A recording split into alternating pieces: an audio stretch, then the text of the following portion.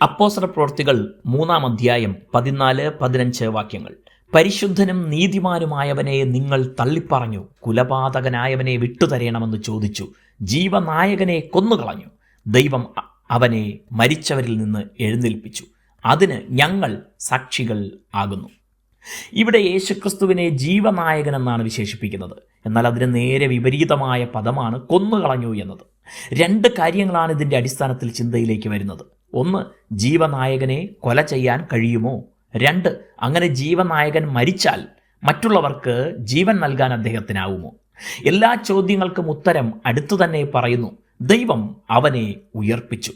ദൈവം തന്നെ മരണത്തിന് വിട്ടുകൊടുത്തു എന്നും ദൈവം തന്നെ ഉയർപ്പിച്ചു എന്നും അതിലൂടെ വ്യക്തമാണ്. ആകയാൽ യേശുവിൻ്റെ ഉയിർപ്പിനാൽ മരിച്ചവരുടെ ഉയിർപ്പും സാധ്യമാണ് എന്ന് വ്യക്തവുമാണ്. പത്രോസും യോഹന്നാനും ദൈവാലയവാതിൽക്കലിരുന്ന് ഭിക്ഷ തേടിയ ജന്മനാ മുടന്തനായ ഒരുവനെ യേശുക്രിസ്തുവിൻ്റെ നാമത്തിൽ സൗഖ്യമാക്കി. ഇത് കണ്ട് ആശ്ചര്യം പൂണ്ടവരോട് നടത്തുന്ന വിശദീകരണ പ്രസംഗത്തിലെ ഒരു ഭാഗമാണ് വായിച്ചത്. കേൾവിക്കാരെ കുറ്റപ്പെടുത്തി സംസാരിക്കുകയാണെന്ന് ഈ വാക്യം മാത്രം വായിച്ചാൽ തോന്നും. എന്നാൽ ഇതെല്ലാം ദൈവത്തിൻ്റെ പദ്ധതിയിലെ ഭാഗമായിരുന്നെന്നും ജീവനായകനായ ക്രിസ്തുവിനെ ദൈവം മരണത്തിനേൽപ്പിച്ചു കൊടുത്തത് വിശ്വസിക്കുന്നവരുടെ പാപമോചനത്തിനായാണെന്നും ഉയിർപ്പിലൂടെ യേശു പരിശുദ്ധനാണെന്നും നമുക്കും ഒരു ഉയിർപ്പ് ദൈവം നൽകുമെന്നും വ്യക്തമാക്കുന്നു.